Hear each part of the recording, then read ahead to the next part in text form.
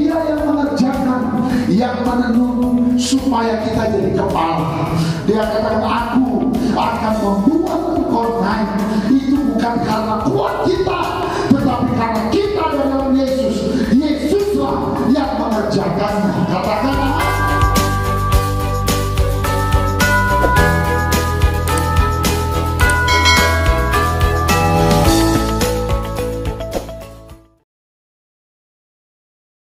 Shalom, kita sering mendengar bahwa pengertian gerakan Pentakosta ketiga adalah gerakan yang menyebar dari timur ke barat. Benarkah demikian? Sebenarnya pengertian ini lahir dari suatu konsep Alkitab yang diucapkan oleh Tuhan Yesus sendiri. Nah, dalam edisi Voice of Pentecost kali ini, kita akan membahas dua alasan untuk kita bisa pahami lebih dalam mengapa dari timur ke barat. Alasan yang pertama secara alkitabiah. Di dalam Alkitab seringkali kita melihat pola yang bungsu menggantikan yang sulung. Seperti Ishak yang meskipun secara jasmani adalah adik dari Ismail, tetapi dia menggantikan posisi Ismail sebagai yang sulung dari rencana keselamatan Allah. Demikian pula dengan Esau dan Yakub. Di dalam Matius 19 ayat 30 dikatakan bahwa yang terdahulu menjadi yang terakhir, dan yang terakhir menjadi yang terdahulu. Ayat ini berbicara mengenai bangsa Yahudi sebagai yang pertama diberikan keselamatan, namun karena kekerasan hati sebagian besar dari mereka, maka keselamatan diberikan kepada bangsa-bangsa lain terlebih dahulu. Karena itulah penyebaran Injil dari perjalanan Paulus yang dituntun oleh Roh Kudus ialah mulai ke arah barat, seperti di Kisah Para Rasul 16, sesuai dengan sejarah gereja secara historik. Mulai dari Asia Kecil, menyeberang masuk ke benua Eropa, sampai akhirnya Injil menyebar ke seluruh benua Eropa itu sendiri. Lalu kemudian di abad pertengahan menyeberang ke benua baru yaitu Amerika. Dan sampai di penghujung abad, lengkaplah putaran Injil mengitari belahan bumi. Nah, dari Eropa dan Amerika inilah gerakan Allah sampai ke negara timur. Maka sekarang Pentakosta ketiga akan membawa lawatan Tuhan dimulai dari negara-negara timur, termasuk Indonesia, menuju ke barat dan pada akhirnya kembali ke Yerusalem. Haleluya! Alasan yang kedua secara praktikal. Kita tahu pasca Perang Dunia Kedua, negara-negara Asia mengalami pertumbuhan penduduk, kemajuan ekonomi, dan teknologi yang sangat signifikan. Contoh negara yang memimpin dunia di dalam bidang pertumbuhan penduduk yang bisa kita ambil adalah India dengan 1,1 miliar penduduk dan China 1,4 miliar penduduk. Dan ini sudah melebihi dari sepertiga penduduk dunia.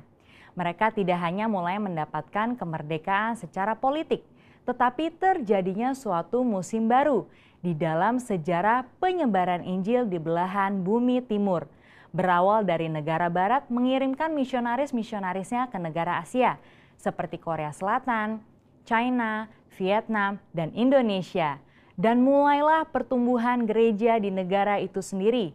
Dan hal ini menyebabkan kekristenan di negara timur berkembang dengan luar biasa. Bahkan hari-hari ini justru dari negara-negara timurlah yang mengirim misionarisnya ke barat untuk membawa kehidupan kepada kekristenan yang telah mati di sana. Di dalam kitab Yunus 4 ayat 10-11 dikatakan bahwa Allah sangat mempedulikan nasib kota Niniwe yang berjumlah lebih dari 120.000 orang. Benua Asia sudah mencakup 60% penduduk dunia, sekaligus 60% kekuatan ekonomi dunia. Prinsip yang sama juga berlaku, bagaimana mungkin Tuhan tidak peduli pada keselamatan 60% penduduk dunia. Di dalam Yohanes 2, kita melihat perumpamaan Tuhan Yesus dalam mengubah air menjadi anggur.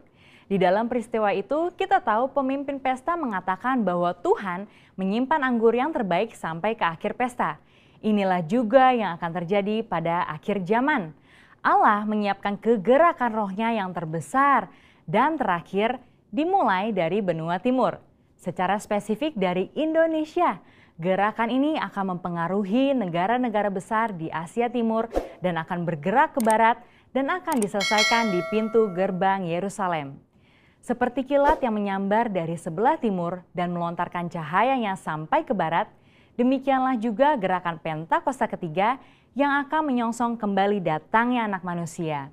Saudara, untuk penjelasan lebih lengkapnya dari tim teologi kami, Jangan lupa buka link yang ada di atas atau scan QR Code yang tersedia. Maranatha, amin.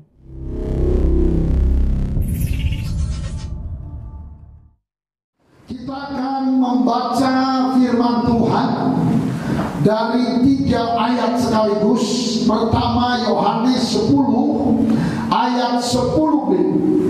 Kemudian Ulangan pasal 28 ayat 13. Setelah itu Yeremia pasal 5 ayat 24. Firman Tuhan kita beri tema hal-hal yang menghidupkan kuasa dan janji-janji Allah. Bagian kedua, saudara, ada kuasa Allah, ada kasih Allah, ada janji-janji Allah yang harus menjadi milik kita. Amin, saudara. Dan bagaimana agar janji itu jadi bagian kita? Mari kita baca ayat 10b saja. Aku datang supaya mereka mempunyai hidup dan mempunyainya dalam segala kelimpahan. Ulangan 28 ayat 13. Tuhan akan mengangkat engkau menjadi kepala dan bukan menjadi ekor. Engkau akan tetap naik dan bukan turun. Apabila engkau mendengarkan perintah Tuhan Allah yang kusampaikan pada hari ini, kau lakukan dengan setia. Yeremia 5 ayat 24. Mereka tidak berkata dalam hatinya, baiklah kita takut akan Tuhan Allah kita, yang memberi hujan pada waktunya, hujan pada awal musim maupun hujan pada akhir musim, dan yang menjamin bagi kita minggu yang tetap untuk panen. Katakan amin. Bapak Ibu Saudara yang dikasihi Tuhan Yesus Kristus, dari 3 pembacaan firman Tuhan yang luar biasa ini, Tuhan Yesus memberitahukan, Tuhan Yesus mengingatkan kepada kita bahwa di dalam Yesus, setelah kita percaya kepada Tuhan Yesus Kristus, maka iman dan hidup kita pasti diberkati. Itu jaminan. Saudara, dari ayat-ayat yang 3 ini dan ada banyak ayat lagi, Tuhan Yesus menjamin bahwa setelah kita terima Yesus, kita bertobat, kita dibaptis di dalam Yesus dan hidup di dalam Kristus, kita pasti diberkati. Bapak Ibu pasti berbahagia. Kita pasti ditolong oleh Tuhan. Katakan amin.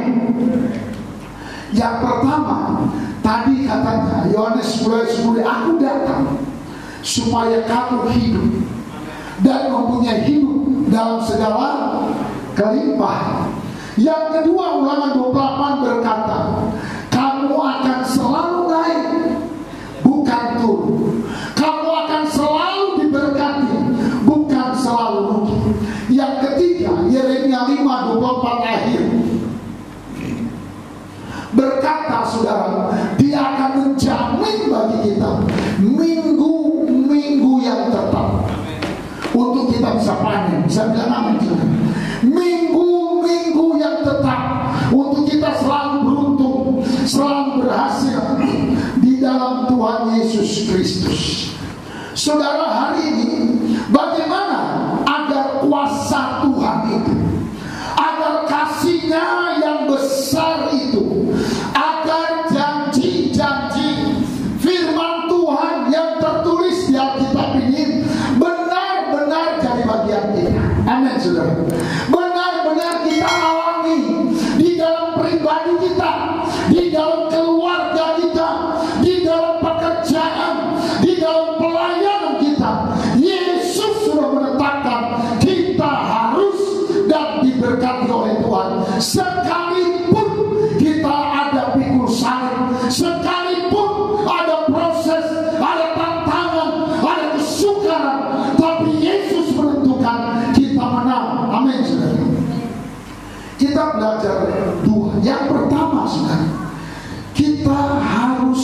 percaya kepada Tuhan dan percaya kepada firman-Nya.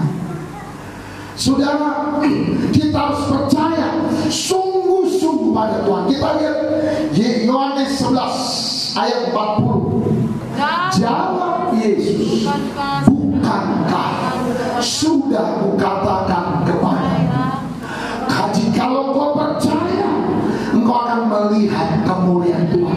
Apa yang kita percaya dua? Yang pertama, kita harus percaya kepada Yesus, Dialah Juru Selamat yang pasti menolong kita. Ayat 25 dan ayat 26 Yohanes 11. Jawab Yesus, akulah kebangkitan dan akulah hidup. Barang siapa percaya kepadaku, kepada Yesus Kristus adalah Tuhan, terus kita baca, ia akan hidup walaupun ia sudah mati. Katakan amin. Dia akan beruntung lagi sekalipun dia pernah rugi, sekalipun sudah tidak mungkin. Kata kitab, Allahku akan memenuhi segala keperluan. Amin, saudara. Kita percaya kepada Yesus sebagai Tuhan. Katanya, kalau kamu percaya, ia akan hidup, ia akan semangat, ia akan sembuh sekalipun dia sempat sakit. Yang percaya katakan amin. Ayat 26. Dan setiap orang yang hidup dan yang percaya kepadaku tidak akan mati selama-lamanya. Percayakah kau akan hal ini? Katakan amin. Yang pertama katanya, saudara, kita harus percaya pada Yesus, bahwa Yesus pasti membuat kita naik, tidak turun. Amin. Dan kita harus percaya pada firman-Nya. Mazmur 119 ayat 41 dan 42. Kiranya kasih setiamu mendatangi aku, ya Tuhan. Sudah percaya itu, amin. Terus kita baca sama. Keselamatan daripadamu itu sesuai dengan janjimu, 42. Supaya aku dapat memberi jawab kepada orang yang mencela aku, sebab aku percaya kepada firman-Mu. Saudara dikasih Tuhan, rahasia pertama untuk kita mengalami janji Tuhan, kita harus percaya bahwa apa yang ditulis Tuhan lewat firman-Nya itu jadi bagian kita. Kalau Tuhan katakan dalam nama Yesus, aku sudah mengampuni dosamu, percayalah bahwa dosamu sudah diampuni. Itu kunci. Kata kitab, kalau engkau percaya, engkau pasti melihat kemuliaan Allah. Alkitab berkata, Dia sudah mati di kayu salib, Dia sudah mengampuni dosa kita, Dia sudah mengampuni seluruh salah kita. Sejauh timur dari barat, Dia telah melupakan segala dosa-dosa, segala kejahatan-kejahatan kita. Kalau kita datang mengaku dosa dengan iman kepada Tuhan. Yang kedua, kita harus percaya bahwa Tuhan sudah mengerjakannya untuk kita. Katakan amin.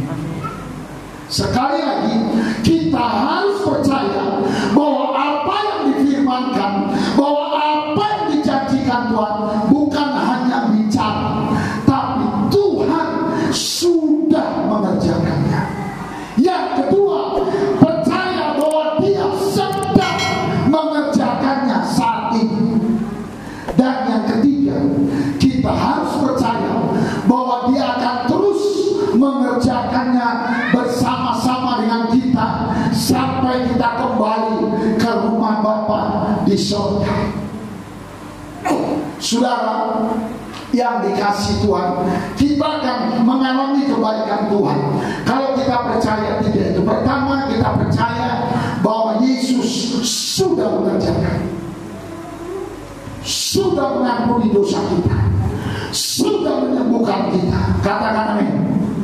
Yang kedua, kalau kita percaya bahwa Dia sedang mengerjakan, sedang menyembuhkan kita, Dia sedang memberkati kita, Dia sedang menolong kita.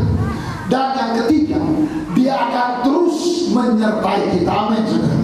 Akan terus mengerjakan secara terus menerus kepada kita. Jadi bukan kuat dan gagah kita, tapi Dia anugerahnya yang bersama-sama dengan kita, yang mengerti. Katakan amin. Kita beri tepuk tangan buat Tuhan Yesus. Mari kita lihat beberapa ayat yang menjelaskan bahwa kita nggak kerja sendiri. Ada Tuhan yang bersama-sama dengan kita. Sebelum kita, ada Tuhan yang sudah mengerjakannya.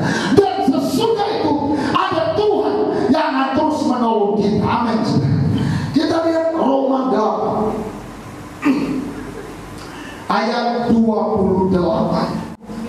Kita tahu sekarang bahwa Allah turut bekerja dalam segala sesuatu untuk mendatangkan kebaikan bagi mereka yang mengasihi Dia. Katakan amin.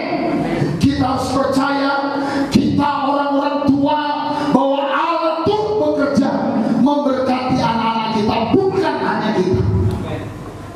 Tapi syaratnya ayat 28, bagi mereka yang sungguh-sungguh mengasihi Tuhan.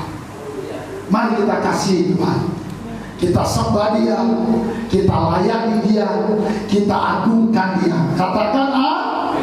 Ayat 24, demikian juga Roh, yaitu Tuhan, membantu kita dalam segala kelemahan kita. Sebab kita tidak tahu bagaimana sebenarnya harus berdoa, bagaimana cara kita tidak mengerti karena pakitnya itu. Tetapi terus apa katanya? Tetapi 2-3 ya. Tetapi Roh atau Tuhan sendiri berdoa untuk kita kepada Allah dengan keluhan yang tidak terucapkan. Bapak Ibu, percayalah, kita akan optimis bahwa Tuhan akan berkati kita kalau kita ngerti ayat ini. Amin, saudara. Bahwa Roh Kudus, yaitu Yesus, yaitu Roh Allah, Dia sendiri yang berdoa untuk kita. Karena itu Bapak Ibu, banyak-banyaklah berdoa berbahasa, banyaklah menyembah berbahasa. Roh Kudus akan menolong kita. Kita lihat lagi Filipi pasal 2 ayat 13. Karena Allah lah yang mengerjakan di mana? Di dalam kamu, di dalam usahamu, terus sama-sama, baik kemauan maupun pekerjaan menurut kerelaannya. Siapa yang mengerjakannya? Saudara yakinlah, besok hari Senin saudara jualan laris. Amin. Bisa bilang amin. Saudara keluar kota dilindungi Tuhan. Tapi pagi-pagi harus percaya ayat ini. Allah lah yang memagari kita. Katakan amin. Bukan karena jago kita naik sepeda motor, bukan karena hebatnya otak kita, bukan. Tapi Allah yang selalu menyertai kita. Itu sebabnya Yesus berkata, jangan kau takut, cari Tuhan dulu, karena Dia akan menolong kita. Katakan amin. Filipi 2 ayat 14, lakukanlah segala sesuatu dengan tidak bersungut-sungut dan tidak berbantah-bantah. Lakukanlah semua dengan ucapan syukur. Jangan katakan aku yang hebat, dia kurang hebat. Jangan katakan dia hebat, aku kurang hebat. Tapi Alkitab katakan dari Tuhanlah Dia yang bekerja untuk kemenangan kita. Katakan amin. Maka Dia yang mengerjakan, yang menenun supaya kita jadi kepala. Dia katakan aku akan membuat engkau naik. Itu bukan karena kuat kita, tetapi karena kita dalam Yesus. Yesuslah yang mengerjakannya. Katakan amin. Korintus pasal 8 ayat 9. Karena kamu telah mengenal kasih karunia Tuhan kita Yesus Kristus. Katakan amin, saudara. Apa anugerahnya? Dia yang mencari kita, bukan kita yang mencari dia. Bisa bilang amin. Alkitab berkata itu anugerahnya. Bukan kamu yang memilih aku, tapi akulah yang telah memilih kamu. Sejak dari kandungan ibu kita sudah dipilih Tuhan. Itu satu kabar baik yang luar biasa. Sama-sama katakan amin. Sekarang katanya inilah anugerahnya. Amin. Inilah kebaikannya, bahwa dia turut bekerja. Kita terus baca kalimat ini. Apa yang dia kerjakan? Bahwa ia yang oleh karena kamu menjadi apa? Miskin, sekalipun ia kaya, supaya kamu apa katanya? Menjadi kaya oleh karena kemiskinannya. Jadi saudara, kalau saya dan saudara diberkati Tuhan, itu bukan karena kebaikan kita. Amin. Itulah anugerah Tuhan. Dialah yang mengerjakannya, sehingga sekolah kita lancar, sehingga jualan kita lancar, sehingga pelanggan-pelanggan kita selalu datang dan membeli, bukan karena kita hebat. Dialah yang mengerjakannya. Katanya ada 3. Pertama, dia yang kaya telah rela menjadi miskin untuk saya, untuk saudara semua yang miskin-miskin. Tujuannya dengan kemiskinan Yesus yang dia kerjakan itu, saya dan saudara menjadi kaya. Katakan amin. Yang kedua, saudara, dia yang terhormat, dia yang mulia, dia rela jadi hina dan bapa karena kasihnya kepada kita orang-orang hina ini, supaya kita orang-orang hina, orang-orang yang penuh dosa ini menjadi mulia, menjadi terhormat. Amin, saudara. Dengan kehinaan Tuhan, dia ditelanjangi, dia diludahi, supaya saya dan saudara menjadi terhormat. Kata Alkitab, dia yang kuat, dia yang sehat, dia rela menjadi pesakitan, dia rela luka-luka, dia rela dicambuk banyak bilur-bilurnya, supaya saya dan saudara yang sakit-sakitan disembuhkan oleh Tuhan. Kata Alkitab, oleh bilur-bilurnya kamu telah sembuh, oleh bilur-bilurnya kamu telah sehat. Katakan amin, saudara.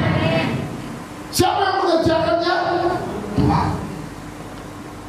Itu kuncinya. Kita akan bersungut-sungut, akan merasa tidak mampu kalau kita rasa kita yang bekerja. Kata kita, Allah lah yang akan mengerjakan buat masa depan. Sekarang dia sedang menenun masa depan, dia sedang menenun keluarga kita, agar keluarga kita diberkati Tuhan. Yang mengerti, mari berilah tepuk tangan yang meriah kepada Tuhan. Sama-sama katakan Roma 8 ayat 32. Ia yang tidak menyayangkan anaknya sendiri, tetapi yang rela menyerahkannya bagi kita semua ketika kita masih berdosa, bagaimanakah mungkin ia tidak mengaruniakan segala sesuatu kepada kita bersama-sama dengan Yesus. Katakan amin. Bapak Ibu, gak mungkin jualanmu gak diberkati Tuhan kalau Yesus pun rela mengasihi kita. Jadi kalau kita berhasil, dengar lagi, kita menurut Alkitab pasti berhasil. Katakan amin. Yang membuat kita berhasil siapa? Tuhan. Yang sakit Tuhan pasti sembuhkan. Katakan amin. Yang menyembuhkan kita siapa? Tuhan. Pak, Bu, sungguh-sungguhlah, Tuhan pasti menolong anak-anakmu. Sekalipun menyerang, ada orang jahat menyerang, Tuhan pasti membela. Selama kita tinggal dan tetap setia mengasihi Tuhan. Amin, saudara. Dia katakan anaknya sendiri pun, yaitu dirinya sendiri, dia relakan lahir di kandang domba, dia relakan mati di kayu salib, dicambuk, diludahi, dihajar, saudara, diseret-seret untuk kita yang berdosa. Bukan karena kita baik. Apalagi sekarang setelah kita tahu mengangkat tangan, menyembah, memuji Tuhan, dia kata tidak mungkin, tidak mungkin. Jangan mau ditipu oleh iblis. Kata kita tidak mungkin dia tidak menolong. Anak-anak muda dengar baik, tidak mungkin Tuhan tidak menolong masa depanmu, tidak mungkin. Di dalam Yesus ada kepastian. Itu sebabnya kita masuk surga pun itu sebuah kepastian. Rahasia, percayalah, Yesus yang mengerjakan bagi kita. 1 Korintus 15 ayat 10. Tetapi karena kasih karunia Allah, aku adalah sebagaimana aku ada sekarang. Semua bisa bilang amin? Kalau kita ada, ini anugerah Tuhan. Paulus katakan itu Allah yang memelihara kita sejak dari kandungan ibu kita. Kita lahir bayi, kita disusui, kita jadi anak-anak, jadi remaja sampai sekarang. Itu anugerah Tuhan. Kalau jualan kita kemarin laku, biarpun belum habis semua, itu berkat Tuhan. Katakan amin, saudara. Itu satu anugerah. Karena itu kita teruskan. Sebaliknya, aku telah bekerja lebih keras daripada mereka semua, tetapi bukannya aku, melainkan kasih karunia Allah yang menyertai aku. Katakan amin. Caranya, saudara, kita harus bermitra. Yakobus berkata, iman harus disertai perbuatan. Tuhan sedang bekerja buat kita. Kita pun, kata Rasul Paulus, harus rajin kerja keras. Amin, saudara. Minggu lalu kita belajar 4, saudara.